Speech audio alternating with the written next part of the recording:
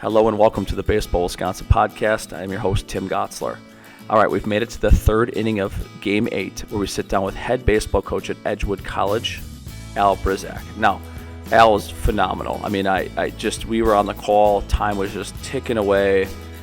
His energy, he's got such an infectious personality.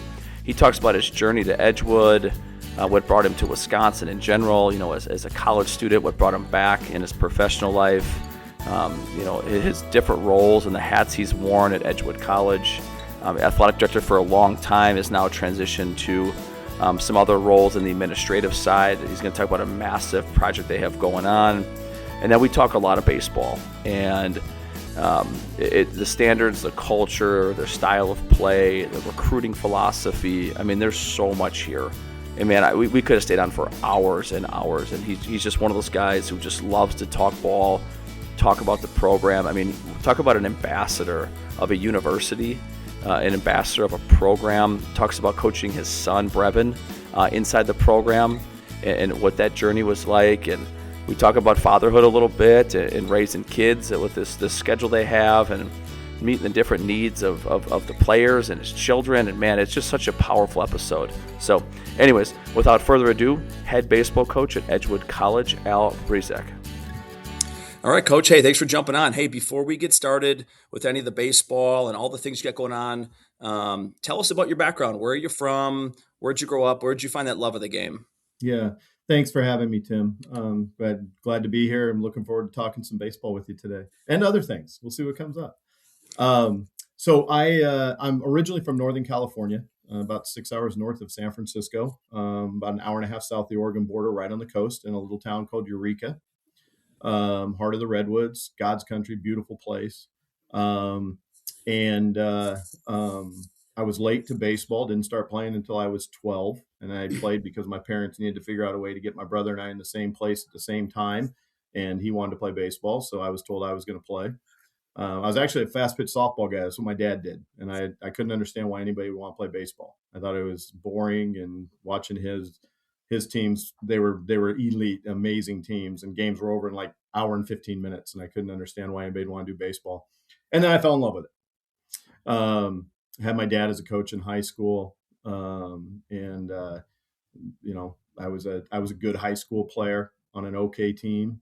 Lord ended up guiding me out to Wisconsin to go to college. And I was actually one of Brian Glogley's first recruits. So WBCA Hall of Famer Brian Glogley, when he was at Marion, had recruited me. I wanted to be a teacher. Marion had a great ed program at the time. And I joke around too, because I did exactly what I tell recruits to never do. So this is 88, right? So this is pre 87, 88. It's pre cell phone, right? And you're making collect calls. You're calling when you can. And we tell kids all the time, don't blow off anything. Don't close any doors. And I did that with him over and over. Like, I wouldn't respond to anything. I wasn't interested. I thought I was going to a couple Division I's on the West Coast. And then it went Division II on the West Coast. And I had no interest in this, and certainly not with a starting out program. And I got to tell you this story because it's just, the Lord works in strange ways. So I'll never forget it. So I was about 170 pound, 6'1.5", 6'2" catcher. Okay. So we're late in the spring now, and some things have fallen through at some other places. Won't go into all those details, but some family stuff where I had a couple scholarship offers, and the stuff had just fallen through. And I was actually within a couple of days of enrolling in the military. And my dad comes walking in my room. My dad was a mill worker for a full-time job, coached some high school baseball and stuff on the side, and comes walking in my room one evening and asked me if I had a moment, which of course for him meant I had a moment. He said, let's talk about your future. And I said, okay. I didn't know where it was going. And he said, for years you talked about being a teacher and these people in your life that gotten you excited about wanting to be a teacher, and people I now look back and they're my first mentors. And he said, it's only till recently, because I had some success my senior year, in baseball, and thought, I had some scouts that came, and I wasn't going to get drafted. I mean, I know that now, but you put up good enough numbers in California and you're going to get somebody's attention. And so he said, but recently that's all the conversations about, this school's not good enough, this, I'm going pro, this and that. And he goes, so I'm going to do what I'm supposed to do as a dad, and I'm going to be straight with you. And he said, last time I checked, there was no market for 170, 175 pound catchers with no power. So you might want to reassess your goals and realize that the Lord has other things in mind for you, and you need to think about things a little bit differently. And then he walked out of my room. So, honest to goodness truth here, Tim, I had it's like it happened yesterday. I had a milk crate with all my college stuff in it. He walked out of the room. I wanted to cuss so bad, but didn't want him to come back in. I kicked the milk crate. Papers are flying everywhere. This one letter floats onto my bed. The only one. Everything else on the floor. One letter, I had not read it, floats on the bed. And I pick it up. It was from Coach G. It was a recruiting letter. I didn't even read it when it showed up. Again, I blew it completely off. And then my phone rings. And my mom goes, hey, the phone's for you. It's that coach from that school in Wisconsin. Are you home, or am I telling him you're not home again? And so I jumped on. Yeah, right. And so I jumped on the phone. We had a conversation, and he didn't talk about baseball. He said, the reason I'm calling is everything I've seen, you want to be a teacher. We've got a great program. I want you to talk to Sister Deb about the program, this and that. And at the end, he's like, and by the way, I'm building a program and I want a catcher to build on. He goes, most of my guys are going to be JUCO guys, but I'd like to have a freshman catcher, and I've done my homework. I think you'd be a great fit. And, but he approached it from what I was interested in academically, and I had forgotten, frankly, about or putting on the back burner. I went sight unseen. I did not visit. I actually packed up and left without a visit, anything like that, and had a fantastic 4 years. We had a lot of success. It was the start of his run, of his success there, and it was amazing. And my father passed away my senior year, so I went back home. I was going to take a job in Arizona teaching, and a friend of mine called me and said, hey, your mom has been lying to you, basically. You should come home. Your little brother and your mom need you at home. So I took a job at my alma mater, coached high school baseball for about 10 years. We were fortunate to have a lot of success. No school from north of San Francisco prior to that time. So this is 91 to 99. No school north of San Francisco would ever win a state title in California. And a lot of people, they don't realize you don't play out to a state title in California because you'd be playing until August. There's too many schools. So you play to your sectional titles, and then there's ranking committees that determine. So most of those are in Southern California. So for a school in the north, you're probably not getting any love. We took our team. We played in Southern California to get people's attention and stuff like that. And we were the first team to have a number one ranking in the state, and finished that way a couple of times.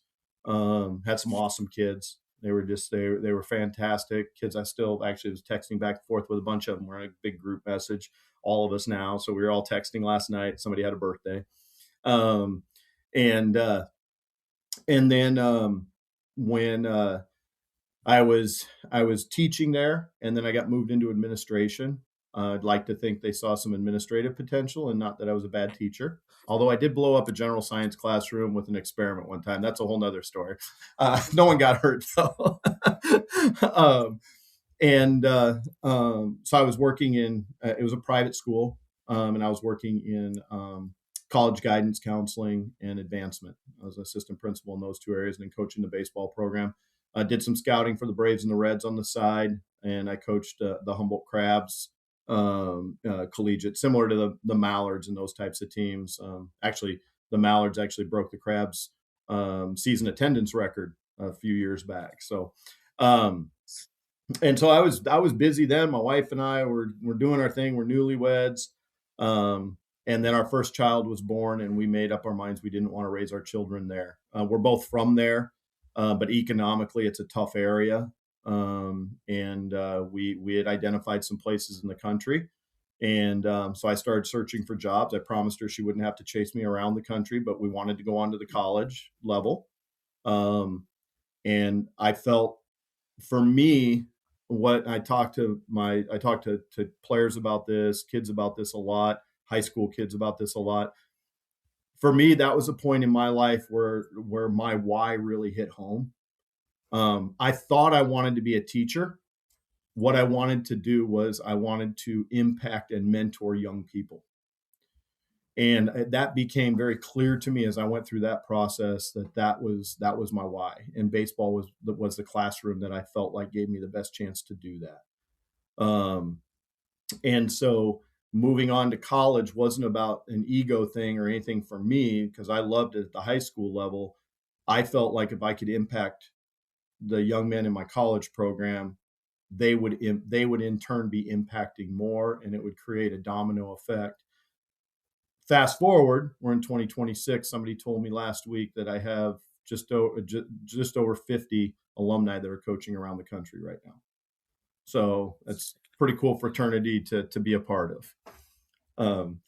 And so we looked for someplace to settle down. We had a job offer in Spokane, Washington at Gonzaga University. I'm a pitching guy, so that was kind of my area I was looking to settle into. I wasn't actually looking for a head coaching position. And then a buddy of mine that I had worked with and coached some of his players down at Pacific University in Stockton, California, and a couple junior colleges. And a nun, so here we go again with one of those weird things, a nun who I had worked with at the school. We had lunch together. She was a mentor of mine. And she asked where we were at. I told her that we were looking for some things and possibly looking to leave the area. And she said, where are you at in that process? And I said, well, we've got a couple options. I've got a couple, we're pretty close to deciding. And I figured there was one I figured I was going to take. And she said, oh, so you haven't made a decision yet? And I said, no. And she goes, good, because I told the president of my alma mater that you'd fly back and talk to him about their position. So I did. I flew back here. I was actually back here about 4 days. Chatted. I thought it was strange that the president was doing the hire for a Division III baseball job, but there'd been a few failed searches, and he was looking for somebody specific. He wanted somebody that would recruit nationally. He felt like he wanted to diversify the campus, and that was the best way to do that. He wanted us to hold the best talent here, but then bring in kids from around the country. He was very visionary. And I fell in love with the man. I fell in love with the institution. I fell in love with the feel. I felt like there were about 100 reasons not to take the position. No field, no facilities, no weight room. But I felt like we could get it done here. I felt like we could win. I felt like there was plenty that we could do. We just had to figure some of those things out. I did a 25-page feasibility study on the program and whether or not we could win within 10 years. And then I called my wife and I said, hey, you better give 2 weeks notice. She was worked in the legal field. And she goes, are you serious? I said, yeah. And she goes, so how are we going to make a living there? Because she was quitting. She was making the money. I wasn't. She was going to quit her job. I said, you'll find something here. We'll be good. So we packed up a 100-pound Chesapeake Bay Retriever, a 1-year-old baby girl, had Thanksgiving dinner at my in-laws' house. Dinner was over. We jumped in the car and we drove 3,000 miles to the Midwest. And that was almost 27 years ago. So that's how I got to where I am here, too. All right. So, I mean, a lot to unpack there. No, first of all, I'm a social studies teacher, a history teacher. I love people's stories. That's what I majored in, was history. I love people's stories. A couple of things stand out. Number one, I went to Catholic school growing up, was at Catholic Memorial for a long time. You can't say no to a nun. They know that. You just can't. I mean, you know that. You were booking a flight. She said you're already in. It's the sweetest ladies in the world. Yep. Okay. And it's bad Number karma. One. Why would you do that? Number two, you seem like, listen to your story. When the stars align, big guy steps in, you got to, like, things take you to places in life. You just got to say yes. It might not make sense. It's not feasible. The pro and con list, you got to throw some of those things out the door and there's something in your heart and your gut, and a man of faith that you are, you continue to walk through those doors. And I think that's great lessons from your story or for anybody's story. And just your whole journey lands you in this, a foreigner in a foreign place. Like you said, you're going there with nothing, brand, essentially a program that's at a unique spot. Tell us more about the program when you showed up to it. Yeah, so that's where it gets even weirder. So, so John Vodelich at Whitewater. So John was actually here. So they had killed the program. They had it way back in the day, kind of started as a club program, and then when Dr. Evan, the president, when he wanted to see if they could recruit. So he hired a business professor who was an assistant at Whitewater. It was John, and John was here for 2 years and recruited kids. Showed that they could recruit. Showed that, hey, we can actually have a little success here. And then he went back to join Mills at Whitewater. So you have mentors in your life. Well, Coach G, my college coach, certainly one of my mentors. So I'm back here. I'm thinking I'm going to take this job and everything. And I call him up and I said, hey, do you know anything about this school? And he starts laughing. And he goes, I'm really good friends with the athletic director. In fact, I'm coaching their fall team. I coached their fall team this fall because their coach left and they're looking for a coach. And I said, well, I'm actually on campus interviewing right now for the position. It was the weirdest thing in the world. And like I said, I mean, there were a lot of reasons not to take it, Tim. Like, people don't realize it. We have 3 baseball, like actual real baseball fields in the city of Madison, 7 high schools. And they were trying to share and everything. I mean, we play out in Verona. We've developed a great relationship out there. We have a lease through like 2050 something. We take care of the park that we're at out there. We've done a lot with it. But our gym is awesome, but it's really small. There were my first 8 years, we were bringing guys in practice. We were bringing them in practice pods, we called them. They were groups of 8 to 9 guys for an hour and a half. And we were running like 4 pods late into the evening and night, just to have space. But I felt like Madison loves baseball. People in Madison love baseball. I felt like there was enthusiasm about it. I love challenges. I love it when people tell me you can't do something. I love it. And I felt like if we played the kind of baseball that we had success with at the other programs I've been at, and we had the right kind of people, the stuff we didn't have wouldn't matter. And, give you an idea that it took us 1 recruiting class to get to the national tournament. Well, there's a phrase that I think has got popular the last couple of years, and it's Tampa Bay Devil Rays, right? Or Tampa Bay Rays, whatever they call themselves now. You weaponize your disadvantages. And I feel like that's when I hear your story early on, so many people say this is why you can't, you shouldn't, there's limitations, and you guys just find a way to create an incredible experience. Like you said, you're on the doorstep there in 2005. Ever since then, program has grown, the brand has grown, you got a lot of new things going on in your program, but also your role on campus has grown. And I think that gives you a really unique perspective. A lot of times I just talk to coaches who are baseball only, or maybe, if they're a high school coach, they're a teacher coach. You have a really unique look at your job because of the other titles you've held. So why don't you go into that for us a little bit? Yeah, and I think that's a critical piece in what we do with the players on our team too. We again, you talk about these topics that we could cover entire podcasts on, but right now we live in a world where our young people's vision of themselves, what they see in the mirror, is very narrow.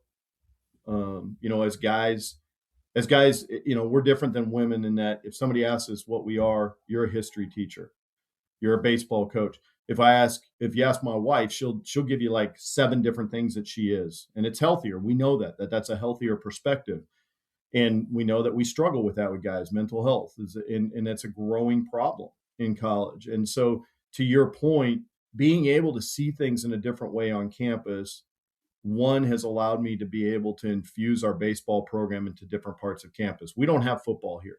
People go nuts for baseball here at our place, and it's not anything that we've done other than try to just really mesh with the fabric of everything else going on in campus, and making other people feel special on our campus and the things that they're doing.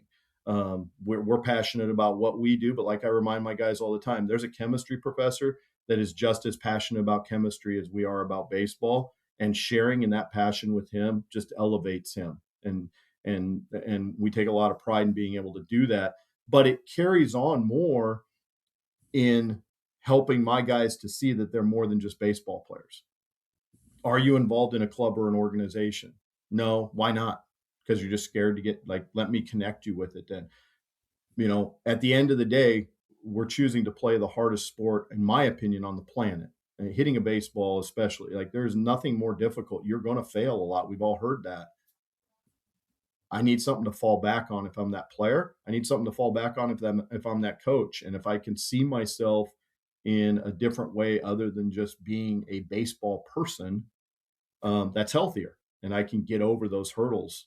And so for me, that's a big part of that teaching component for my guys is, like you said, being able to see it. I wouldn't have it any other way. I wouldn't want to be just a baseball coach. I think there's a missing piece there, not for me, for my players. My players need to see me in other environments, and that encourages them to get into other environments. All right, so this is where I want to lean in. We're going to talk drills and practice planning. I can't wait to talk that stuff with you too. But if I'm talking to Jay Johnson from LSU on this call, I mean, he's probably not waiting on the other line for a call from me. But it's livelihoods, it's millions of dollars, it's first rounders, it's all that. It's a different world, right? I think that's what people learn over time, is that no matter what level you're coaching at, there's levels to this thing. And the model you're talking about, it's a Division III model. I think it still has a unique place in our society, and it in many ways protects kids, but it forces them to have a different experience than maybe any other level provides. And I think that's intentional. So maybe go into that, how that serves your student athletes, maybe differently than other programs would at other levels, not other programs in Division III, but maybe other levels. Yeah, it is, and it's becoming a bigger gap now. Okay, let's be honest. You use the LSU example. That's professional athletics, and that's what it's becoming. And so now you become a commodity. It's when I used to work for the Braves on the West Coast, I had my mentor told me this. He said, my boss with the Braves, he said, understand that once you fall in love with them and you convince us to fall in love with them, for the rest of the time, we're looking for a reason to get rid of them. Once you get me to come take a look and we sign off, all we're doing is looking for the warts to get rid of them and find the next guy. Because that's the business, that's the time. And we're seeing that now at the Division I level. We have Division I bounce backs that come here, and I hear it from them. The looking over the shoulder. I thought coach loved me. I thought he was committed to me. And it's not that the coaches are bad people. It's you've now entered into a professional realm where I'm looking to find your faults, because those could potentially lose games, and it's easier to go find somebody else to bring them in than wait and be patient and hope you develop. And at a Division III, I actually reached out when I looked at taking a position in Division III. I talked to a couple buddies of mine. One of them was at Southern Miss, and they all told me Division III is where you belong. And I said, why? And they said, you're too loyal. Every one of them said that. And I said, what does that mean? And one of my dear friends, Scott, he said, I was told that if we didn't get rid of a kid's scholarship, that we may not get money for our stadium because a kid lost them a regional game.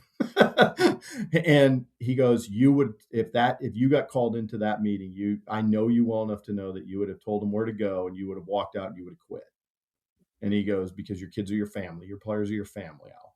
And he said it, and Coach G said it. Other people I talked to, they said, in that environment, it's about winning. Here, we want to win. We're super competitive. I hold my guys to an incredibly high standard, and it's not for everybody. It is not. I have guys that are just like, they tap out. They're like, no, this isn't for me. And we find them a different avenue. But at the end of the day, though, this is about, am I graduating well-rounded men? Again, going back to not just a baseball player. Is he going to be a great husband, father, blah, blah, blah? but is he prepared for the occupation that he's probably going to take on in his life? 'Cause it's probably not going to be baseball. And even if it is baseball, it's going to end at some point. And am I developing that well-rounded young man? I tell parents this in the recruiting process. You've busted your butt to create the 18-year-old that you're about to hand off to me. My job's to get to, not to finish the job, but to move them down the line to what you envision them being when they're 23. And what we can do in Division III and the time that we have and stuff allows us to do that. The more and more I talk to coaches, and I feel like, and you're a great example of this, like guys are exactly where they belong. There are guys that look at certain levels and think, oh, this is just until I get the next. What's next? What's next? Like, the chasers, right? There's so few that really understand this is where I belong. This is where my skill set is the best maximized. And, I am going to be where my feet are. And in the era that we're in with players, right? Everything's a 1-year deal in the eyes of some, and I'll do this until that. And it takes a special leader to be able to like have those right conversations, because these kids are so vulnerable. They come into your doors, they're 18, off campus for the first time, on campus for the first time, away from mom and dad's house. Like it takes a special, leader to do that. And one thing it made me think of was, I know in recent years, Division III has opened up some more hours for you guys in the fall for some leadership training and some other things to get more touch points with your guys. How have you used that time? Yeah. First of all, we've always prioritized that time. To me, that's as valuable as practice time. We take a lot of pride in that, in not only that leadership development, but just that growth development in general. But being able to get that extra time has been huge, because it allows for us. It actually starts in the recruiting process, and then we just continue to build on it.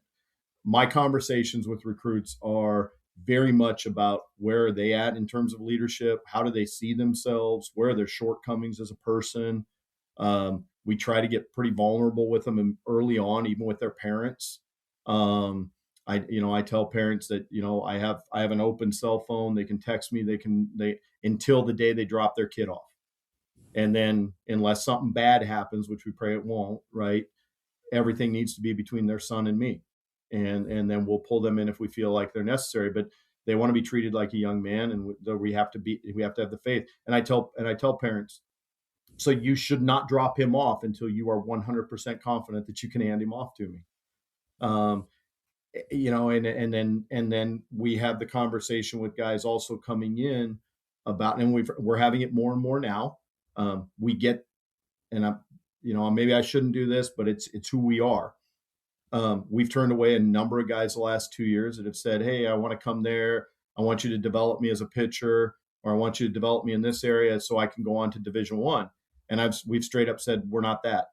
We're a destination. We're not a stepping stone. I've had one guy leave in 26 recruiting classes to go play baseball somewhere else. One. So we're batting, you figure out whatever the percentage is, we're batting whatever. We bring in 9 to 12 guys a year, and we've lost one. And the brotherhood that we form, the connections that we form, it's not, and we've had 6 guys go on and play pro ball. So if it's, I told a kid last week, it was funny because he had the same conversation. I said, I'm happy to get you in touch with some junior college coaches. There's a really good one down the road if you think you're good enough to play there. I said, but if you're telling me I want to accomplish this, I'm like, well, I get players there. So like, you're just looking for an ego boost, then you're not the right guy for us anyway. Our guys are going to check their ego when they come in the door, and it's about the group.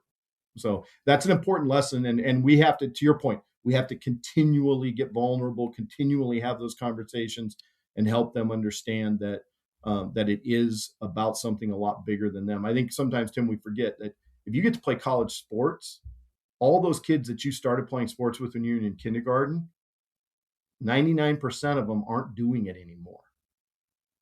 They'd do anything to trade places with my guys. Anything. Division III, Division I, it doesn't matter. Just to be able to walk through the mall and be able to somebody look at them and go, you're a college athlete, is a big deal. And sometimes I think we forget that. In fact, it's I know a great point. Too much. It's a great point, Coach. Like, there's 2 things made me think of. One, you talked about recruiting, talked about leadership development. I want to lean in on those 2 things. Yeah.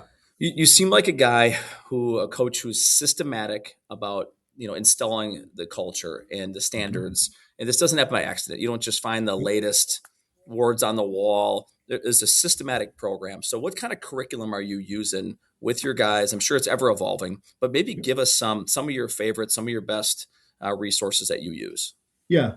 So you have to go way back. So early in my coach, I think it was my second year. It was my second year coaching baseball. I had the privilege of being able to sit in a room with Augie Garrido and excuse me, and a couple other guys. And something that resonated with me, you'd mentioned earlier, being where your feet are, and it was a concept that Ken Ravizza had said. That the the win today concept, win your day, whatever. We tweaked it. I've used it for 30. Gosh, I'm going to date myself. 30 some years. It's a long time. It's an acronym, WIN, in our program, and everybody in our program, in fact, professors on our campus would tell you what this is. They all know it. It's what's important now. Where are your feet? Where are you at right now? What's the most important thing in your life right now?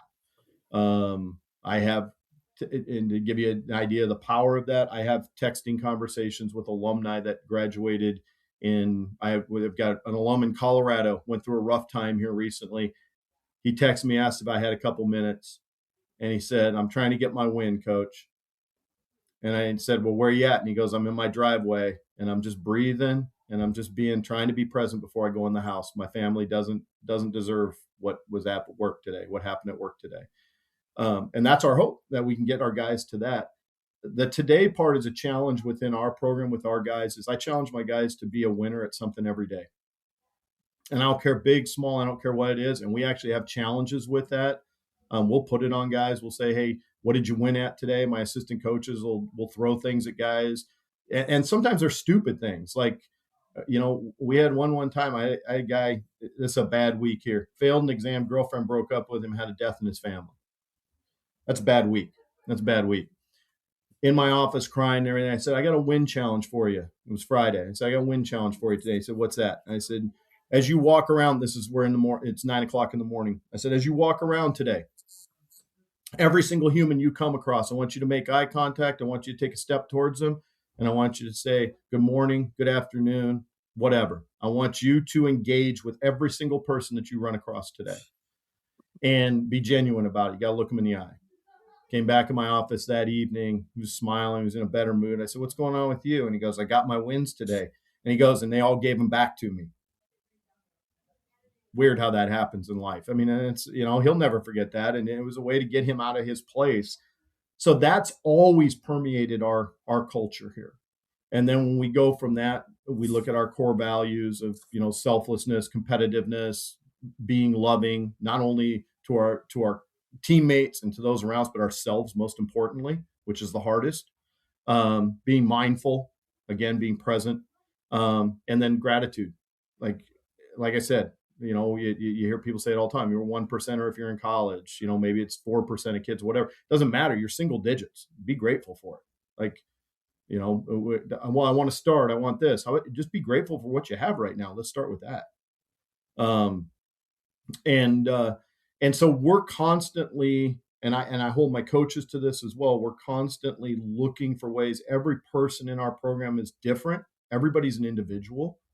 And so looking for ways to meet them where their feet are, hold standards, have them hold standards. Any great organization that I've been a part of has got horizontal leadership. So we're trying to create that, right? Not top down, and empower them to do that. Even our freshmen, I tell my freshmen, you get the first semester to be a freshman, you're going to be drinking through a fire hose. Second semester, you better have a voice, because I need all 36 voices. And we're going to have problems that we got to solve. And it might be a 19-year-old freshman that has the answer to solve that problem. And I can't afford for him to not have the courage to speak up or not be empowered to speak up, because then we're leaving talent, and we need all that talent. And so getting them to do that, and then with us, it's, if you come to Edgewood and you come to play for me, at the end of the day, you're agreeing to 3 things that my staff is agreeing to you with as well. You're agreeing to be committed to your potential as a baseball player in every day, everything you do, and we're committed to that same thing every day. I had this conversation with one of my coaches the other day. He coaches a different position group. And I pointed out a guy at a position group that's not his. I said, hey, how'd you make him better? He knew exactly where I was going. I said, well, how'd you make him better this week? He said, I know where you're going with this. I didn't make him better. He's not in my position group. I said, that doesn't fly. Like, he's part of our team. Like, what can you give him that makes him better? He happened to be a pitching coach, one of my works with my pitchers, and it was an outfielder that I was talking about. I'm like, what gems can you give him to make him better? Doesn't have to be a baseball thing. Figure it out. Potential in athletics, reach our potential. Don't chase other people. Just strive to reach your potential. Beat the person in the mirror every single day. Secondly, reach your potential as an academic, right? You're paying for college. And we celebrate those things, Tim. If I have a guy who he's capable of getting a 2.8 and that's the best he can do, he gets a 2.9, you might randomly see a practice come to a screeching halt and we're all clapping and cheering and yelling just randomly because we want him to know we're proud of him. That was awesome. That took a lot of work. On the flip side, the maddest I've ever been at a player, graduated first of his class, UW's medical school. He's a chief surgeon right now for emergency services. Brilliant man. He got a B, the only B he got in college. I was spitting, my eyes bobbed out of my head. I was so angry. And it was because he looked at me and said it was a blow off class, so it was okay to get a B. And I'm just like, and he broke that rule. Like, and he's joked around. He's like, I'll never do that again. I'll never do that again. And then the third thing is here is social capital. If you're coming to college, and you're going to go to a place, you're going to go to college someplace like Madison, Wisconsin. We've got 100,000 college students in this town. If you're not creating social capital, I don't know what doors are going to open up through baseball. And I'm not willing to take that chance. It might be, we've all heard the story of Mark Cuban sitting on a couch one night. Now, I don't want my guys to be sitting on a couch hung over one night, bumping into a guy who's a software developer, and they start sharing dreams and then figure out a way to bring it together. But I know that those connections happen. And I tell my guys, get out of your comfort zone, go find other people. You don't know what doors are going to open for you. And so if you're coming here, I expect you to try and reach your social capital and maximize that as well. And if they do those 3 things, they're probably going to be really successful. Well, first of all, you just like ooze school pride. I just feel it, everything you say is intentional. It's a big part of your life. Obviously I'm going to get to your kids and, especially your son playing for you. But like one thing I wanted to come back to was you talked about the recruiting process, being up front in the recruiting process, being vulnerable, laying out the standards, getting a feel, what are the kind of, green flags, red flags in a kid, or, what gets you crossed off a list. When you and your team are out recruiting, you and your coaches, are out recruiting, like, what are you looking for?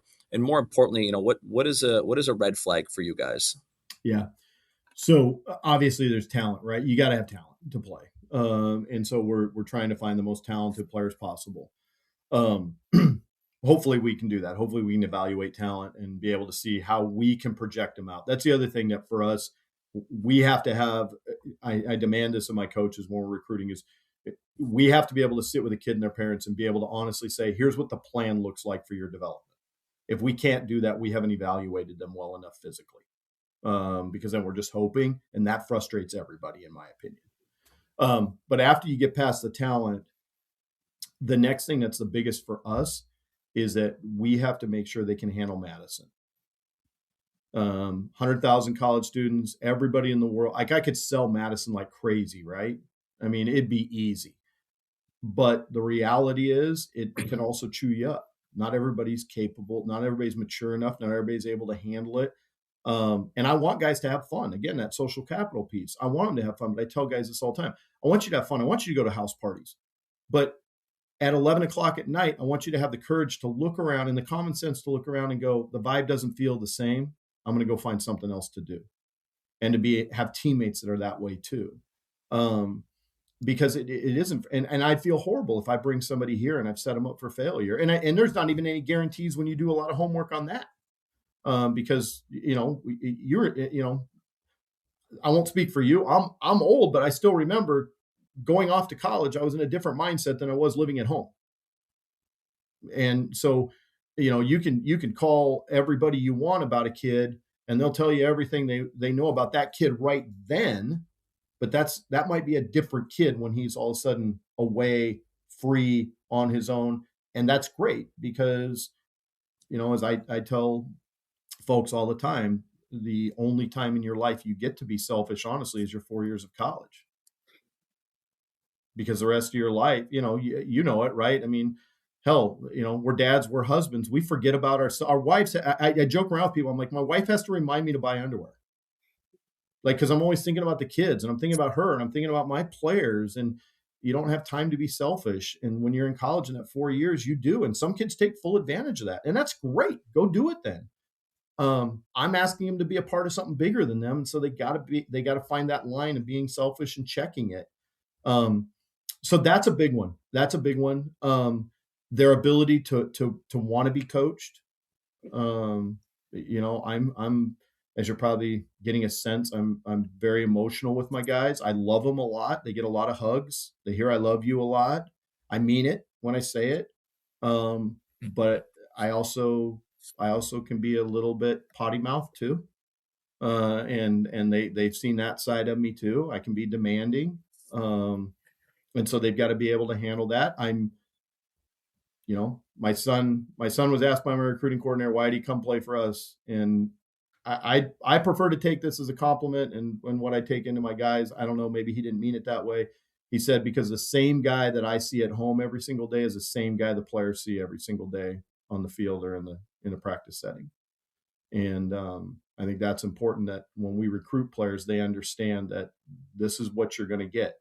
If you're going to ask me what your shortcomings are as a player, I'm going to tell you what I see. And if you can't handle that, and that means you don't want to come here, okay, because you're going to struggle more in the time you're here then. Because I can also tell you all the things I love about you. If I'm on the phone with you and we're recruiting you, there's obviously a ton of stuff I love about you. So, you got to be able to handle both of them. They've got to want to be a team guy. It is the type of offense, the type of baseball we play requires everybody to sacrifice for everybody else. And so if they're not bought into that from the get-go, they'll be frustrated with how we play baseball. So those are critical pieces. That obviously the athleticism, the ability to handle Madison. They have to have academic prowess because we're solid academic school, and I don't want anybody to flunk out. I want to continue getting our 3.4 or whatever we've had for the last few years. But they've got to be committed to the team and committed to finding their potential. Well, one of my favorite questions that has changed over the years because, like we talked about, there's more chasers now. Social media does that. I mean, I joke around. I do these camps in the summer, and I talk to parents at these camps. It's mandatory for them. And I ask parents one question before I start my conversation with them. I say, how many of you have a Facebook account? And people raise their hand, this and that. And I said, so how come none of you share your mediocre stuff in life? How come it's only the great stuff and the crappy stuff? My life's lived in the gray. It's lived in the middle. I don't understand why nobody shares that stuff.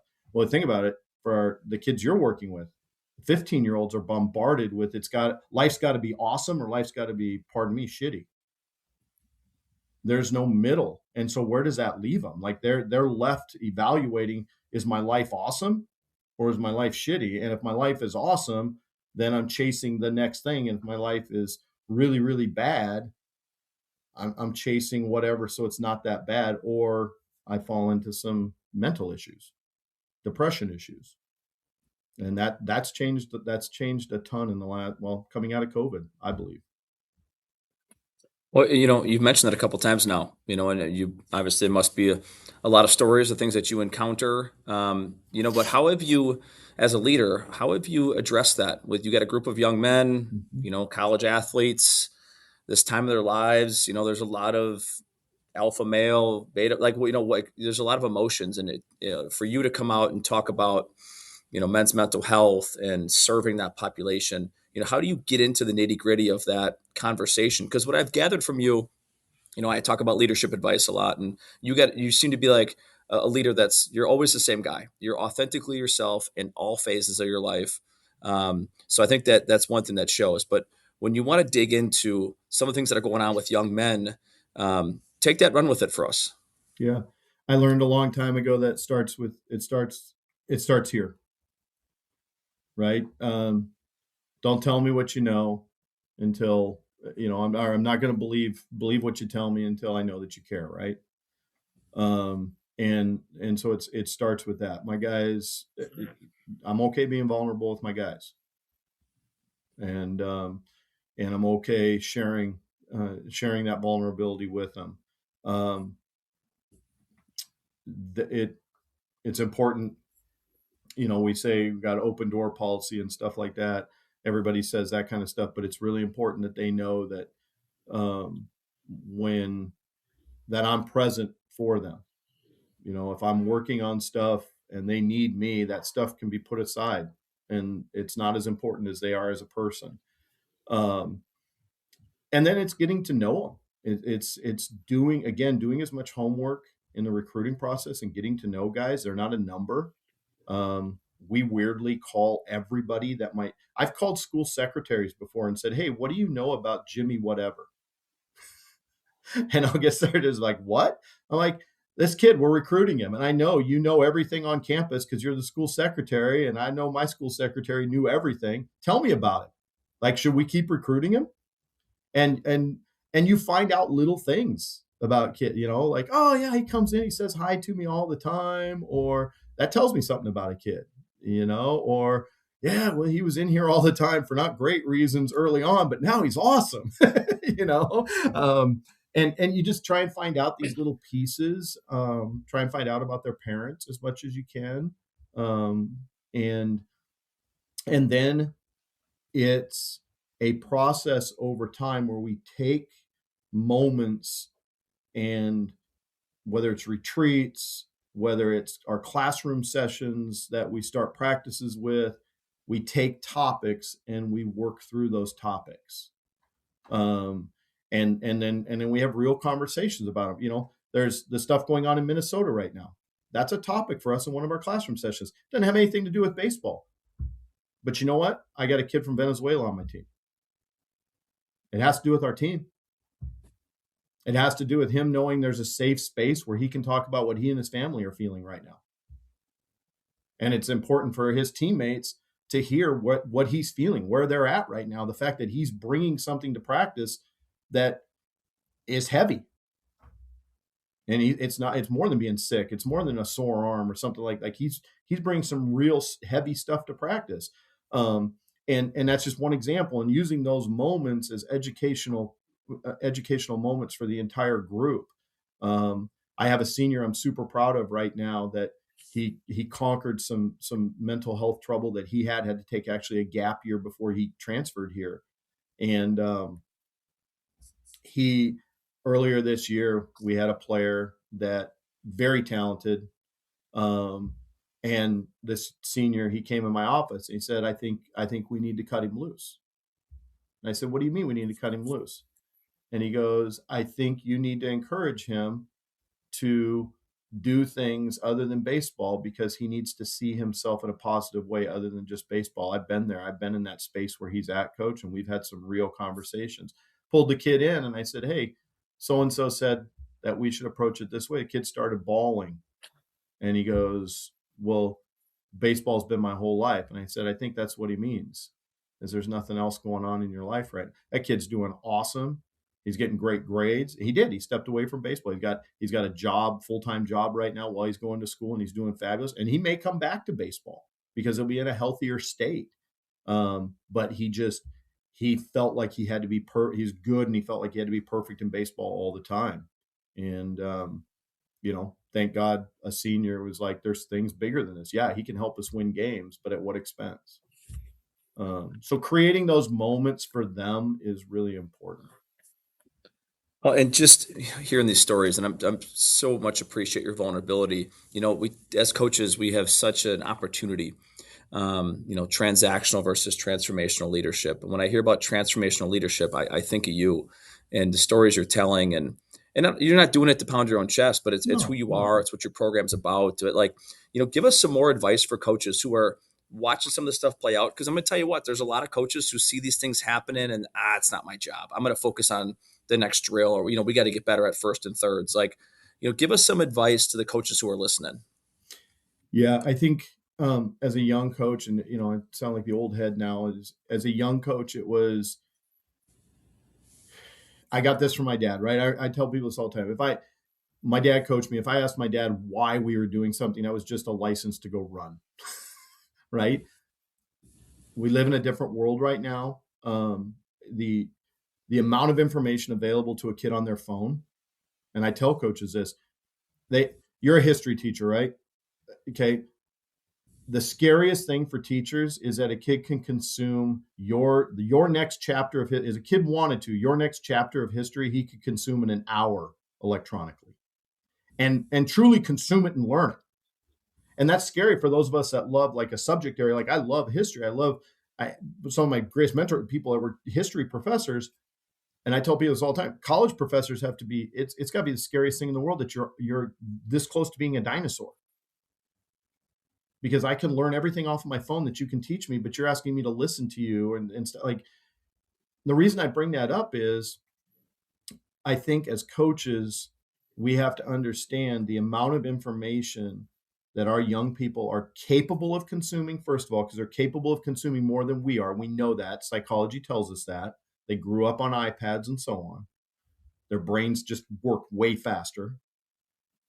They have a lot of people whispering in their ears, right? Everybody thinks that their kids, every parent thinks their kid's awesome. There's a club coach or an instructor that's working with a kid that's telling the kid he's awesome because he's getting paychecks when he does that. Doesn't make them bad. It's their business. I tell people that all the time. That person's not a bad person. That person's running a business. You're choosing to write him a check. It's a transaction. So they're going to keep that transaction going if they're a smart businessman. But that kid's hearing all of that. And I think as coaches, we have to understand in the scholastic setting, we're educators. And you've got your history classroom, and then you're fortunate you also have your baseball classroom. And as a young coach, first and thirds were most important. We got to get our bunt coverages down. We got to do this. We got to do that.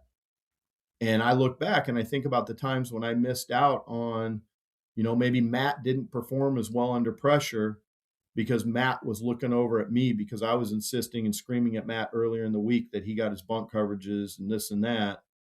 And maybe if I would have just taken a little bit of time and recognized that at some point Matt was trying really hard and I gave him a big hug, pat on the butt and said, hey, keep working hard at it. Maybe I would have given him the freedom to perform a little bit better in that situation he was coming into. And there's power in that. And I think as coaches, we have to realize that kids are being programmed to chase and to compare themselves to others more than ever. And it's our job to help them understand this game of baseball is really hard, but the journey of trying to be good at it and what you'll learn from it, that's what the coaches fall in love with. That's what they need to make sure their players fall in love with. At least the coaches I've been around. And I think sometimes we forget that, right? It becomes about wins and losses and not why do you love baseball? Everybody loves baseball because it's really hard and it's the sport that reflects life the most. So why isn't that our focus for our kids then? It's interesting, like from the chair you're in, and you got to go live this with your own children, right? And especially your own son, Yep.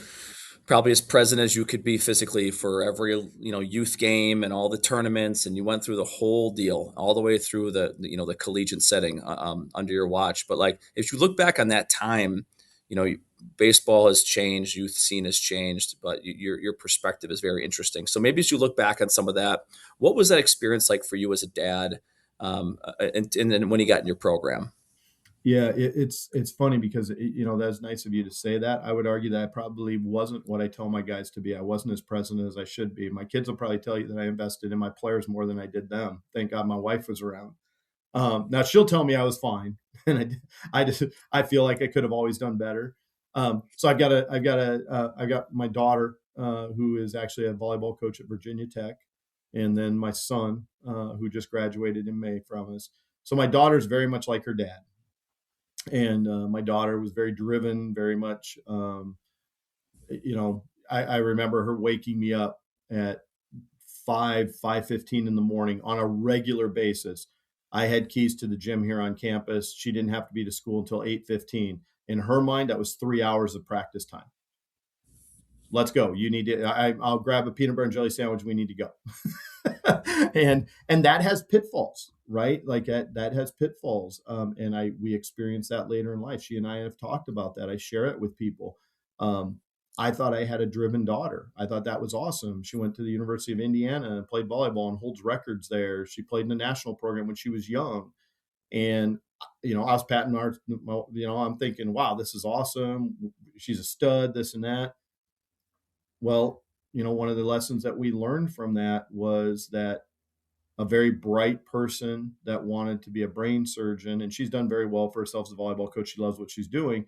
She shifted, but she struggled in college because she saw herself as a volleyball player because everything she put into it was volleyball.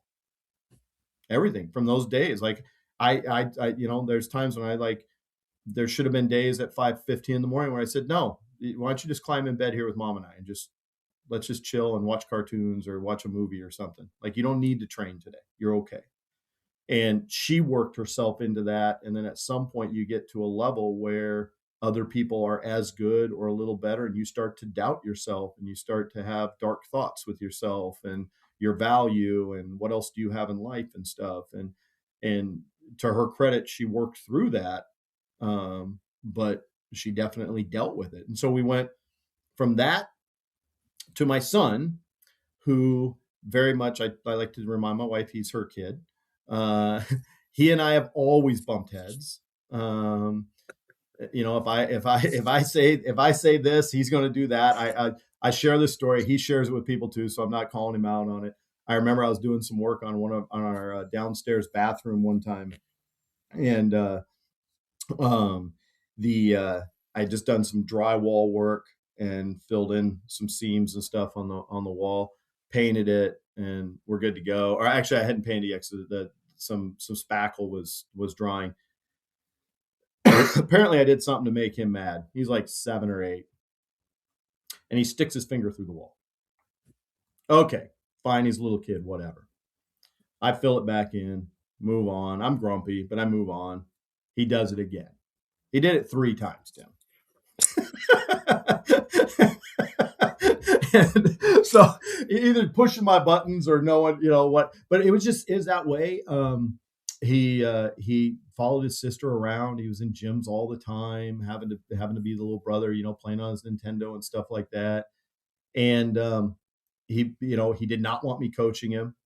My daughter was constantly like, can you coach our team? Can you do this? Do you have time to do this? Can you put on a clinic? He was like, God, does dad have to coach? And he played baseball early, and then between 7 and 8 years old, he got done. He was a big kid, so he played up. He played up 2 years. First mistake we made, and he got done with the season. He said he never wanted to play baseball again. And so my wife and I, we just assumed we didn't discuss it anymore. We assumed that we noticed that every game he got hit by a pitch. Literally, he was a magnet. Like if there was a place for the ball to hit other than his glove, it was going to hit him. And so we just thought that's why, right? Like, that's got to suck. Like, if he was sitting in the dugout, we were waiting for a ball to hit him. It was just like he just would get hit all the time. And so anyway, he walked away and we're like, that's fine. Play basketball, play baseball, do whatever you want. Martial arts, do whatever you want. And so he did other things and excelled in other things. And about a year and a half later, my wife asked him, she said, well, why did you step away from baseball? Why do you not want to play baseball anymore? Because you seem to enjoy going to dad's practices. And because he'd hang out at practice. He'd go on road trips with us. And he said, it's because of dad. And then he saw my wife had that look on her face, and I'm sure. And he saw that, and he corrected himself. He said, it's nothing dad's done other than everybody knows him as a college coach, former scout. Everybody's had camp with him, and I feel like I have to be perfect. And my wife told me that, and I had a meeting with him. I said, buddy, I can't do anything about that. Like, I wish I could help you. I can't. He goes, no. He goes, you can't, but I don't like that feeling. And so I'm going to do other things that you don't coach. Okay. So I said, but understand, this is a really hard game. And I knew he liked it because he's still around. He's playing catch with my guys before practice, stuff like that. I said, this is a really hard game. There'll be a point when you can't decide to go, like, you can't decide to play the game anymore. I said, there'll be a point where everybody moves up to the big diamond. And I said, that'll be the point where everybody's bad again. So that's your in. Like, at that point, if you're gifted enough, if you're athletic enough, you can start playing again and maybe make up the time that you've lost. But after that, you're probably never, go play slow pitch softball or something similar, but you're probably never playing baseball again. Okay. So we're driving. It's the summer going into high school, and we're driving through town, and there's some kids playing on the big diamond. And it might have been a little before that. And he goes, I think I want to play baseball. And I was like, okay, that's really funny. Stop. I was like, you're just jerking. You're pulling my leg. What are we talking about? He goes, no, I think I want to play baseball. I think I want to play. And you told me that when they move to the big diamond, I have a short window to jump in or it's too late. I'm like thinking to myself, Tim, like, wow, he actually heard something I said. That's a huge, good dad moment right there. Patted myself on the back. And I'm like, okay, you're going to try and pick up, in my opinion, the hardest sport on the planet to play. So what did I do? I said, well, I got a tall, lanky, strong, athletic kid. I'm like, great, let's work on pitching. And he goes, I don't want to pitch. That just looks like it's horrible. I want to hit. I want to play a position. I'm like, dude, you haven't played baseball since you were 7. You're like 16 now, 15. What are we doing? And he wanted to. To his credit, played 4 years of high school, got a little bit better. We didn't recruit him. I thought he was going to go to a junior college. My advice to him was go to a junior college, tell the coach, listen, I don't care what you think of me. I'll redshirt. I'll bust my butt. Give me 3 years. I said, because you need time. You need time to develop. I said, he's 6'5". He's a sub-7 runner. He's got 90 mile an hour. Like, God gave him abilities. Good for him. But then there's those baseball things, right? Like, yeah, you got to tag up there. Yeah. Those things that you learn when you're 9, right? And he skipped it all. And so anyway, my recruiting coordinator at the time, he asked to have a meeting with me to go through our recruiting list. And I noticed Brevin's name on there. And my wife was handling, I said, I'm staying out of this. My wife's handling all the recruiting stuff because I was afraid if I said do this, he'd do the opposite, and I'll let her handle it. So Ryan's my recruiting coordinator. I see his name on there and I go, what's his name on there for? And he goes, Coach, I can't teach the God-given. We can't teach the stuff he has. And he goes, we take pride in being able to develop guys and teach guys. He goes, so why am I going to turn away a kid that has those measurables? And he goes, it may take us 3 years, but maybe we get something.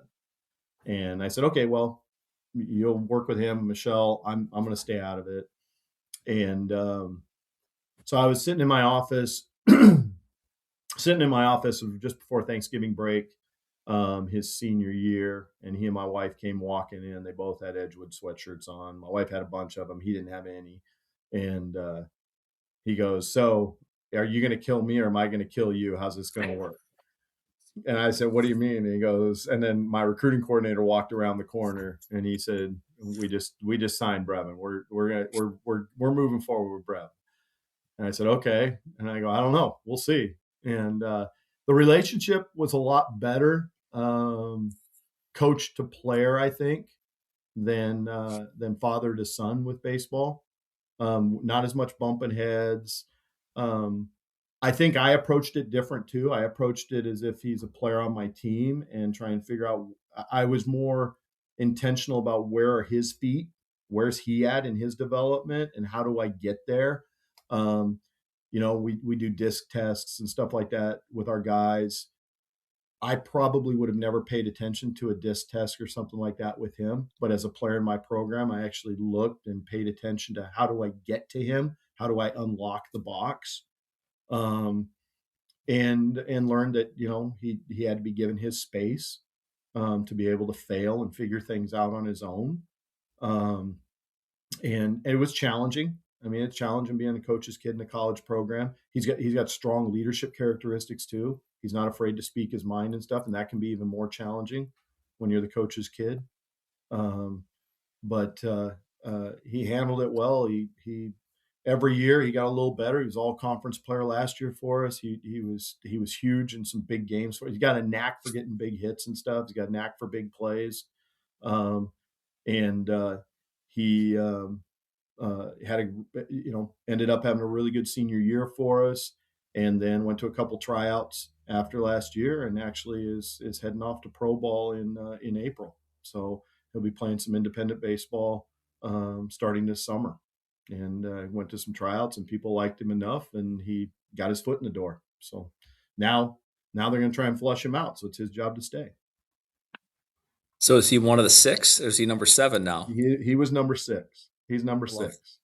I love that. Absolutely Yeah. love that. No, and I appreciate you sharing the stories about your daughter and her journey and all the perspective that you have. And Every kid's different. Every kid is different. It's amazing. same household, same parents, different. Yep. That's just what a great lesson. Yep. I just peeked up, Coach. It's an hour and 4 minutes in, and we haven't even talked about all the new developments happening in Edgewood Yeah. baseball. Yeah. A lot of big things happening. So why don't you lay out what's all the good news and the big things that are happening? Yeah. From a baseball standpoint, we're continuing to do our thing. When I stepped down as AD, it did give me more time for baseball, even though I'm wearing this other hat as an associate VP for athletic development. But it did give me more time to invest in our guys, and to develop, get back to where we think we should be as one of the top programs in the region. That's our goal every year, and we feel like we have the people to do that every year in our program. And so certainly, we've invested more in that. And then about 5 years ago, the university, well, we just changed from college to university in July. So for those of you that know us as Edgewood College, yes, we are now the artist formerly known as Edgewood College. We are Edgewood University. So we acquired 40 acres of property about halfway from our campus to our baseball field, about 7-minute drive. If you've been on our campus, there's no land here. We're on a beautiful campus on a lake. It's gorgeous, but there's no land available for baseball field. So everything will be off site. So we're developing a wetland it's a wetland management project. We're restoring a wetland, and then we're building a new baseball stadium, softball stadium, soccer, lacrosse track stadium, and then all the support buildings for indoor training and everything for those sports as well at that complex. And we've been about 2 years in. We've got all our permitting done. We've got everything in place, and we're working through what's called the CD phase right now. So construction documenting. So we're going through what does mechanical look like, what does electrical stuff, what's plumbing look like, fixtures, all of that. And then that'll put together our bid packets, and we'll start taking stuff out to bid to get ready for construction.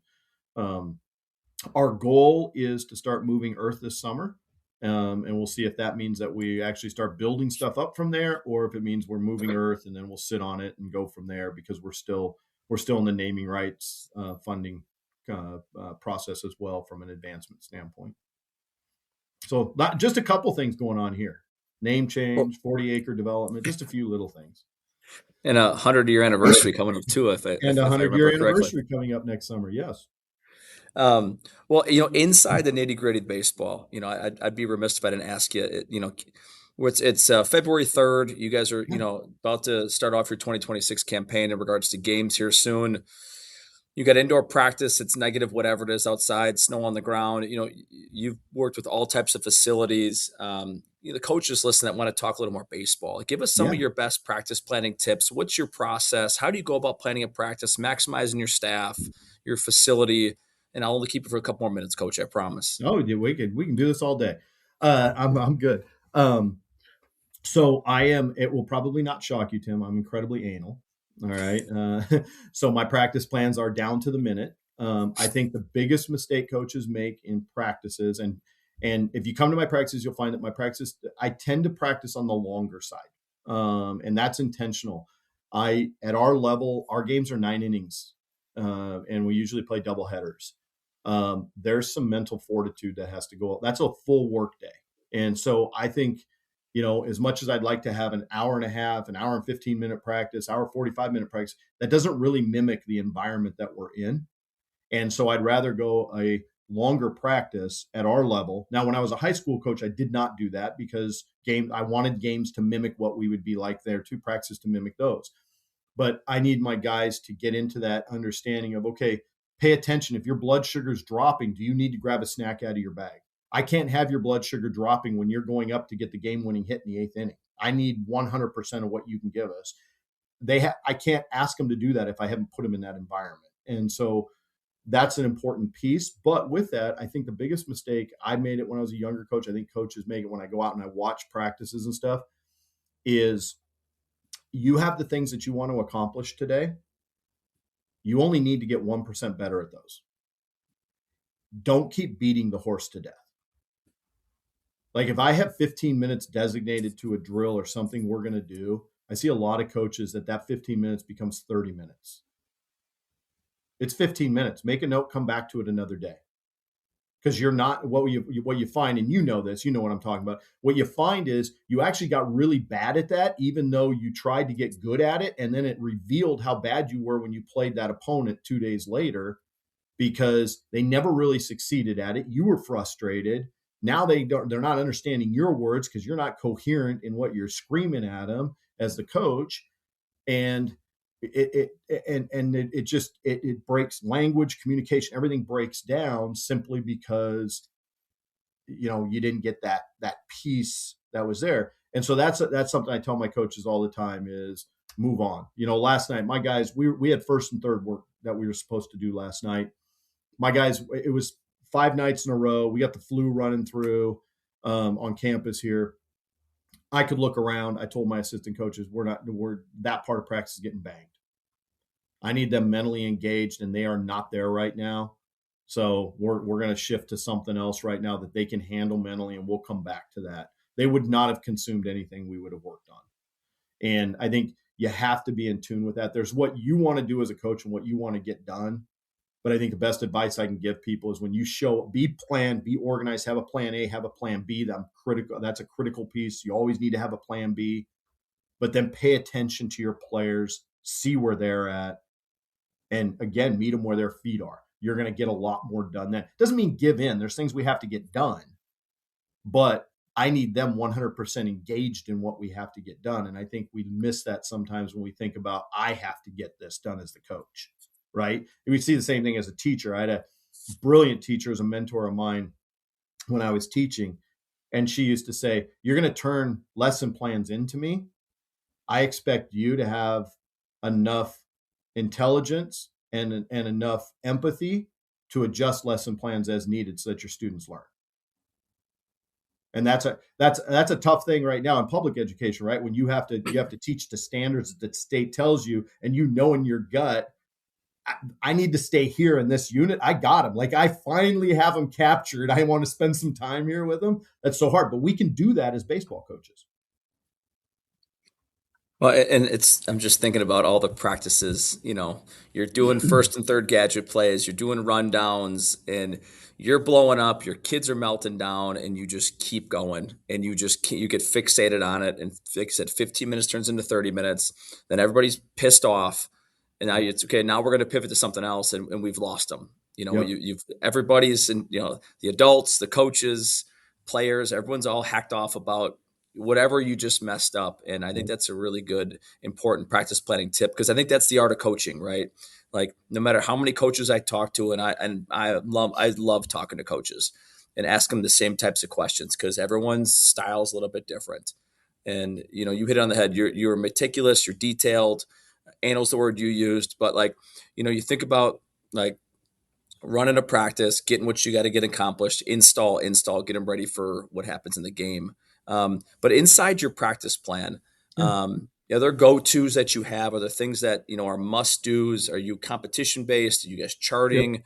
Are you using tech? Obviously facilities will determine a lot of things along with budget. So give us some more there. Yeah. Well, the nice thing for the high school coaches listening is that we have no budget, so they can learn a lot of how to get around things here. So there are 4 components to well, 5 components to every one of our practices, regardless of how long they are. Number one is we always have a mental training component. We always take time to get present. We always take time to breathe. We always take time to clear our heads. They learn meditation skills in those. In there, it's a 4 to 5 minute piece of what we call our classroom session. Okay, so that's always going to be there. We put a lot into our warm up routine because we don't want guys breaking down. Our dynamic warm up routine actually increases our speed, increases our mobility as we work through the season, and we've found that to be true. So for us, that's an investment worth making. Catch play, you got to be elite at catch play to be a college athlete. I explain this to guys all the time that when you look at the game of baseball, it's not until you get to the professional level that games are won. All games at the amateur level are lost for the most part. I'm painting but it's probably 90+% of games at the amateur level, and the reason is at the professional level, the athletes can play catch at such an elite level. They're so freakishly great. They don't lose games. You truly have to go beat your opponent most of the time. At the amateur level, certainly, this in high school, you're going to win. You've won a ton of games because your team doesn't make the mistakes that other teams make, right? And that's success. And you look at any team that's successful in any state. I will say that, by the way, too. I coached in the state of California. We've got some of the best coaches in the country in the state of Wisconsin in high school. Our high school players are super lucky because there's a lot of throwing balls out on the field in other states. And I know we're giving advice here, but the reality is the majority of the high school coaches in this state I've run across actually take pride in teaching the game of baseball, which is kudos to all the coaches in this state. But you've got to be elite at playing catch so you're not giving away games. And that's part of our start of practice. And we tell our guys that all the time, that's when you get good at throwing. That's when you don't have arm problems, when you focus on playing catch correctly. But anyway, our components, we're going to have individual skill work. And I think that's incredibly important. Think about it here. You're going to have some kids that are playing for you. Well, they're also doing work with an individual coach. They're at BRX or wherever, right? That individual skill segment, even if it's 15 minutes, I think is absolutely critical for coaches now, because it's when that kid expects you to invest in him because everybody else in his life is investing in him. And that's hard for us because we got to invest in the group. But I think those individual skills, even if it's my group of shortstops, my middle infielders, it's a small group that we're working on their skills. That's going to have a lot of mental repercussions for that kid in a positive way, because he sees it as investing in him, even if it's a small bit. And then we're getting their skills up. Then we're going to do some small group work. So small group example would be maybe it's pitch outs. That's involving 2 position groups. Maybe it's covering the right side, involving 3 position groups. My pitcher is my second baseman, my first baseman. Maybe it's relays. I'm involving my middle infielders, my outfielders. So they're getting used to communicating. They're getting to know their teammates a little bit. So you'll see that component. Then you're going to see large group components. Large group components may be more complex, balls in the gap. Where's everybody moving, backing up? We're getting situational type stuff. And then you're going to have some competitive stuff that practices are going to have in it. So the mental piece of it, the individual work, small group work, large group work, and then competitive stuff. And the competitive stuff, there's always winners and there's always losers. And that's okay. I tell my guys this all the time. In the game of baseball, you will never be good unless you, as a hitter, there's 2 results, right? That's it. You got to be okay with both of them or you'll never have the freedom to go swing a bat. As a pitcher, there's 2 results. Pro, con, good, bad. You got to be okay with both of them. If you're not, you're going to sit there arguing with the umpire. You're going to make excuses, whatever. You won't focus on the fact you just made a great pitch and an aluminum bat kid hit it out of the park. You executed a pitch. Sometimes that happens. And so that competitive piece for us is exactly that piece. Be okay with the outcome. Doesn't mean you have to like it, but you got to be okay with it, because that's why we compete. That's what competitive. That's the whole idea of competition. I can lose. What do I get out of losing? Hopefully I get something out of it and I get something out of winning. Hopefully it doesn't stop there. I think that's one thing that's unique about baseball. Other sports, basketball, volleyball, soccer, you can play short-sighted games. You can kind of go 5-on-5, or, baseball, it's tough to, you go live at bats, in a limited environment, but the baseball is just not, baseball practice isn't set up that way traditionally, right? So you got to find ways, creative ways to compete, to have winners and losers, to whatever that may be. So can you give us a couple examples Yeah. that you guys use in your program? Yeah, I'll give you some examples just directly from last night. So we started off practice, individual hitting work in some cages. We had some high tee work going, small bat work, trying to work on our posture, keeping our hands in tight, staying through the right side for right-hand hitters, left side for left-handed hitters, really being intentional about driving the oppo gaps. Next cage we were using a thick-handled bat, trying to work on hand position, palm up, palm down, give them a good feel for that. Everything should have gone off the back of the cage. Working backspin off of the middle. We had some high velo training off of the machine that was going on. Had some bunting, high velo bunting off of a small bat, narrow bat that we were working. And we had base running station. Anyway, we've got these stations going on.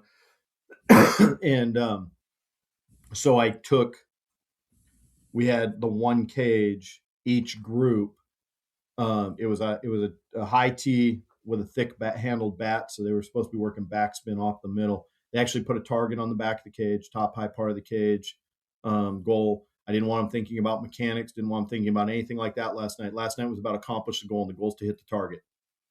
And you're going to hit it more than the other guys, or you're going to do push-ups.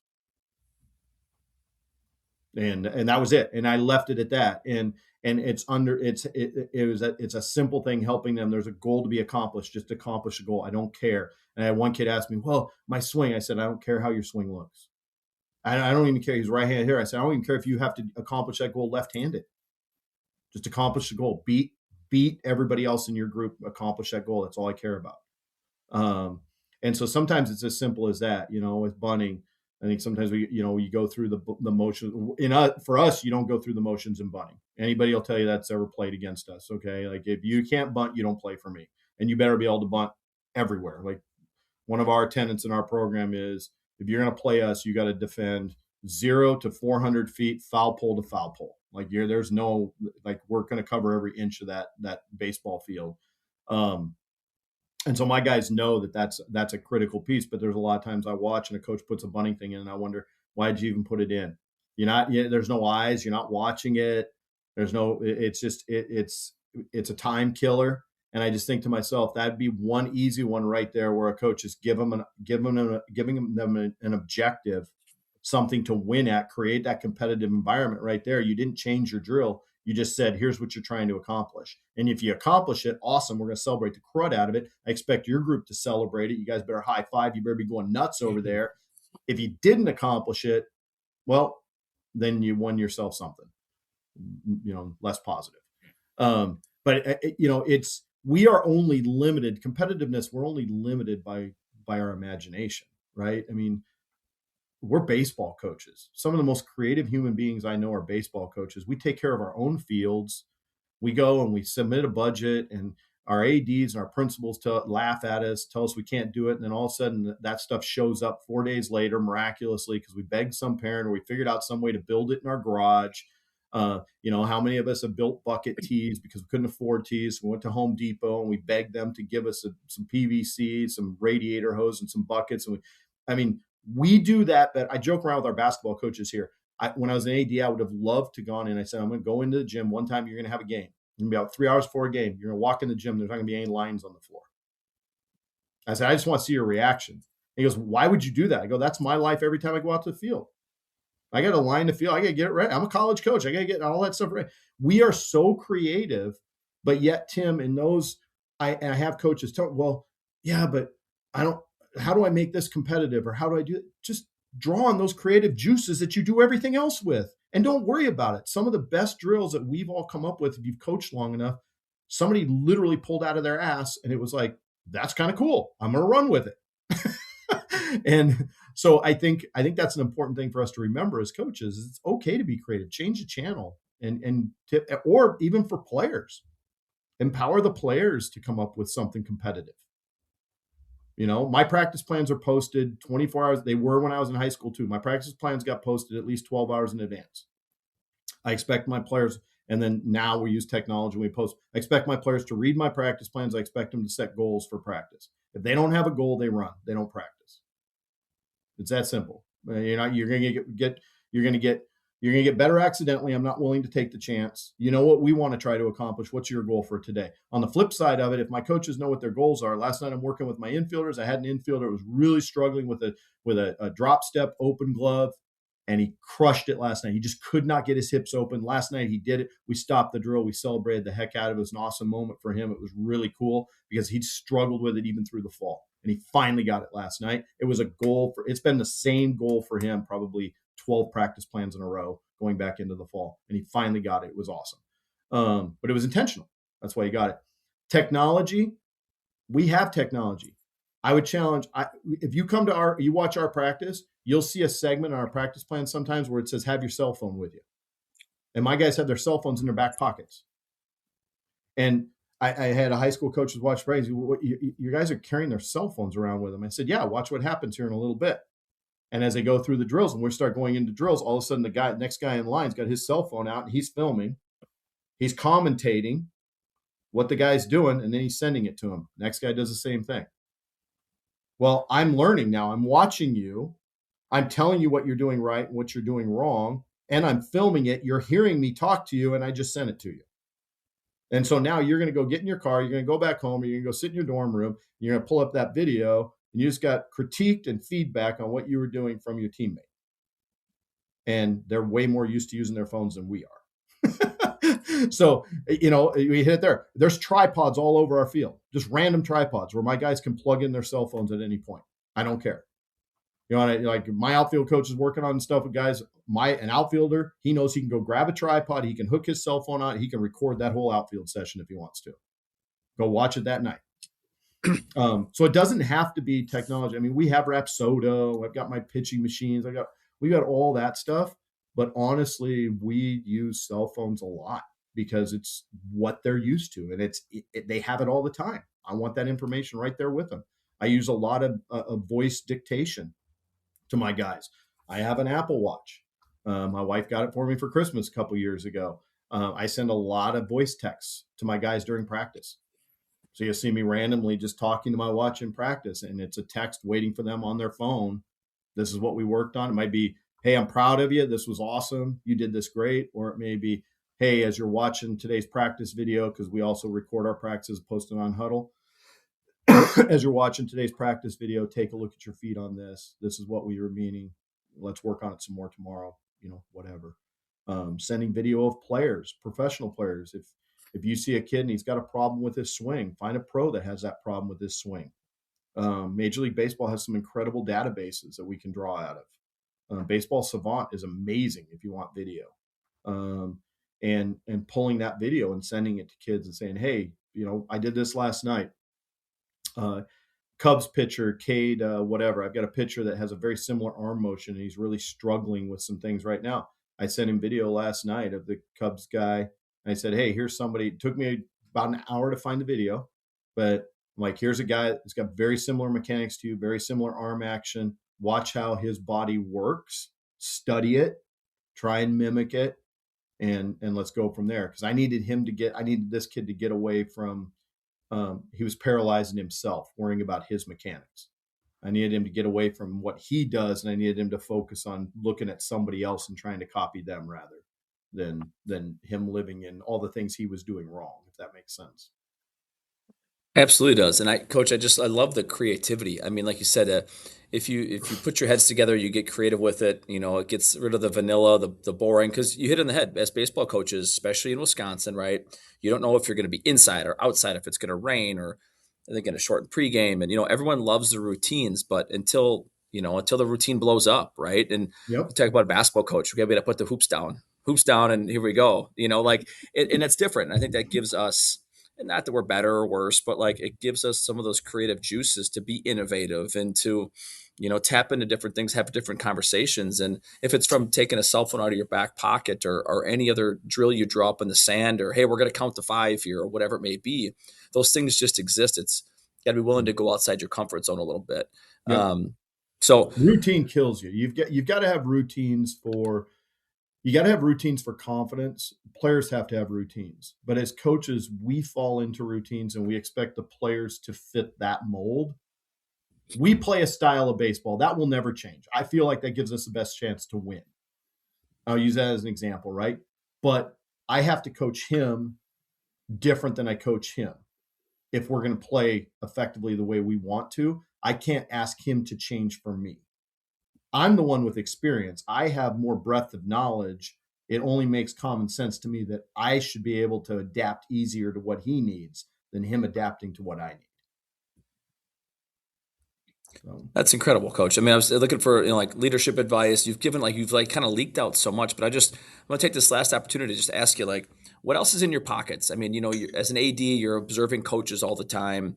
You're seeing other different sports. Obviously, you've had your own program to run here for so long. Like, what else could you give coaches who are listening to this? Primarily high school coaches, some college guys potentially as well. But as you look into the 2026 season. Could be down to this particular year or just in general. Give us some of your best advice. Yeah, I think the biggest thing that I think is important for people to understand is, and this is really important for high school coaches. Two things, and I thought about this. One is our game at the collegiate level, at any Division III to Division I, is better than it's ever been. I was a good catcher. I mean, I was at all conference. Damian Miller beat me out for all region. He was pretty good. I would not start for my team. I wouldn't. In fact, I wouldn't. I'd probably be third on my depth chart. It has sped up now. Major League Baseball cutting the draft way back, coming out of COVID, that kind of got lost. Everybody was worried about COVID years and everything. When what everybody should have been worried about was the fact there were a bunch of kids that about 2,000 of them that were going to get drafted and now are looking for a college home, and that's going to continue. It's super competitive, super hard, and I think it's important that high school coaches have honest conversations with their players about that, not to scare them away, not to shatter their dreams, but the number of kids are like, well, I want to come in, I want to start right away. And then I'll tell kids, okay, do you remember what it was like when you were a freshman in high school and how intimidating the seniors were? Well, my seniors are 23 now. So what do you think that's going to be like? And it's okay. Like it's okay, because the goal is to be better than you were yesterday. The rest of it will take care of itself. And I share this with recruits all the time, Tim. I tell them, and I think it's important for high school coaches to share this with them too. If I told you were going to bat 450 this year, you were going to hit 8 home runs, make no errors, and get the game-winning hit to win us the conference championship, would you be happy? And every kid would be like, God, that'd be amazing. It'd be the most incredible. Okay, but you didn't get all conference because another kid on the second place team, we only have one all conference spot at your position, and he happened to hit 600, got 10 home runs, and he's getting drafted. Like, he's just way better, and it showed this year. Would you be happy with your year? And that kid's going to say, he's going to hesitate, and it's important that we remind him, you better be happy, dude, because I'm going to celebrate the heck out of that. You know how proud I'm going to be of you if you put up a year like that? Like, I don't care what people voted. I know the work you put in and what you've accomplished. That's huge. So I think that's an important thing, because it's going to get harder. It's just going to get harder. The talent pool is international now. I've got Japanese kids calling us. Like, the talent pool is going to grow, and it's going to get harder beyond high school. And the high school coaches, I think it's really important that they're honest with kids. They let them know they believe in them, but they also let them know I hate saying this, not everybody can play college baseball, and that's okay. That's okay, because not everybody can be a brain surgeon either. And frankly, I don't want everybody to be a brain surgeon or a heart surgeon, right? So it's okay. And we have to be okay with telling kids that it's okay. Like, you have value. It's all right. that's the first thing. The second thing is travel ball's not going away. Individual instruction's not going away. And I would like to see more high school coaches embrace the fact that it's not going away. And I know that's hard because parents weaponize it against high school coaches. But my experience being an administrator and stuff and teaching leadership classes and everything is that those people, they're your kids as a coach. And there's other people influencing their lives. And it's not you versus that other person. That other person thinks in some way they're helping that kid too. And so you got to figure out a way to get on the same page. We have it at the collegiate level. We have a handful of kids that we have on our roster the last 2 years from Arizona, and they go to each of those kids has gone to Driveline out in Arizona. A couple of my pitchers. I can be grumpy about that. I can be irritated by the fact they're paying $2,000 to do that when our pitching program's really good. But what I've chosen to do with them is I get on the phone with their instructor over there and go, here's what we do. I'd appreciate you reinforce this. Thank you for the video stuff that you're doing, the analytics stuff. And we have conversations about them weekly. How are they developing? What are they doing? How's that stuff working? If I don't think they're hurting the kid, I got to check my ego. Because the kids, we want the kid to get better. And I think that's something. Now, with that being said, I think us as college coaches can do a lot better job of reaching out to men like you and saying, hey, tell me about your kid, rather than just going to the travel ball coach. Because quite frankly, you see your kids in an environment closer to what I'm going to be working with them in than the travel ball coach does. Travel ball coach gets them twice a week and on weekends for 6 weeks. You see them after school dealing with the girlfriend issues, dealing with a failed test, dealing with all that stuff. Then they got to come to your practice. You have a better sense of who they are and how they'll act in my environment than they do. And I think as college coaches, I've told my peers this, we have to empower our high school coaches a little bit more. It's easy to go to the travel ball coach because the travel ball coach is looking to put pelts on the wall on the kids that go to college. Again, that's their business. But the high school coaches are the ones that are in the trenches with kids and know their personalities and know the quirks and, those kinds of things. I don't know that we do that well enough.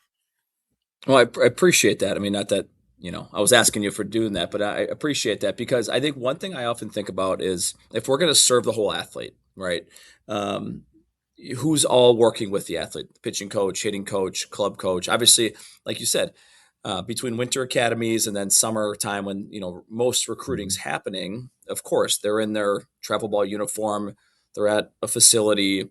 They're at the same complex as everything else. The other thing I think that's important that I try to tell our high school kids that want to play college baseball is that the style of play might be a little bit more like, obviously the college game is high school game on steroids. You're playing for conference championships. You're playing, a little more, you're playing a little more pressure-based baseball, on a Tuesday night or a Saturday game, a conference game, versus, sometimes in the club scene, and maybe mimics more what in some ways maybe pro ball is. It's a little bit more me focused versus team focused and about advancing. And I'm not saying that, high school kids can they're play playing pro ball. games. They're playing games, and you can hit the reset button. Absolutely, you can. At least in the kid's mind, you can. Yeah. And one game turns into another, and hey, we just play 5 games this weekend. But when you're playing that, when Sun Prairie is playing, Wanakee, or Menominee Falls is playing Hamilton, or fill in the blank game, like those have real consequences in their minds. Just like when you're playing a conference opponent in that doubleheader, and the margins are so thin. I think there's a lot of lessons to be learned there. So I appreciate that. Last question I got for you. When you think about baseball, just in the state of Wisconsin, if you just kind of think out loud for us, you've been around this area so long, have gone through it. What's the state of baseball in Wisconsin right now? Better than it's ever been. I mean, I don't know how you could. I don't know how you could see it any other way. I mean, my God, look at what Drake Baldwin did this year, right? I remember watching him 13, 14, 15 years old, hitting in the batting cage next to our field every day and making his girlfriend put balls on the tee. I mean, it has become, I mean, and I know talking to my peers in college, and again, I've got former players that are at Power 5 conference schools and stuff like that. Like, Wisconsin wasn't like you had to find somebody's attention. You had to do something to get somebody's attention, and it's not the case anymore. I mean, Wisconsin baseball, high school baseball, has a reputation of kids who are pretty sound fundamentally, kids who have been creative, had to find a way to play the game of baseball because their coaches have. The talent is there. There's some physicality to kids. I mean, it used to be 99, 2000 when I started here, there were small pockets. Like people would tell me, you recruit from here, here, and here. That's it. And that's not the case anymore. I mean, that's not even close. There's talent all over this state. So it's in a great place, I think. I'm a guy that I love. I'd love that. That's my one thing that I don't like, and it doesn't have anything to do with the coach. I miss Legion baseball. I miss entire towns emptying out to watch a Legion rivalry game. And, early on here in Wisconsin, I would love that. You get your high school rivalries, and then all of a sudden it would carry over into Legion, and it would get even more heated because it's summer and everybody can come watch. And there used to be some good Legion baseball in this state. And, I don't think that I don't know if it's coming back, but that's the one thing I would say baseball wise that I kind of bums me out because the state of baseball, high school baseball, it's really good. It's really good. And I hear that from my guys. Again, we recruit nationally. We'll recruit Texas, Arizona. We have kids from everywhere. And they even say it. They're like, there's really good baseball here. My guys that are from, those baseball states. They'll be like, the baseball's good here. And it is. It is. All right, Coach. Well, that comes to the end. Finally, I got you. I finally got you off the hook here, huh? I could have kept you for a couple hours. I just want to say thank you. You got some big projects going on. You got a busy guy, and I really do appreciate you hopping on for this episode. I really do. Thank you. Yeah, thank you for having me. It's been fun, Tim. And there it is. Huge thank yous out to Coach for jumping out with us today. I mean, this has got to be a record for the longest episode ever. I mean, I thought about cutting it into 2 episodes, but it's just too good.